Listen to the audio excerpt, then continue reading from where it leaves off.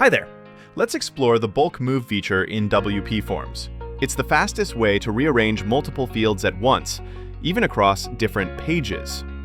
First, make sure the plugin is installed and active. Then, from the left menu, click Forms, Ultimate Kit. Start by opening your form and going to the Bulk Actions panel. Here you can select one field or many. Once selected, look at the drag grip on the left.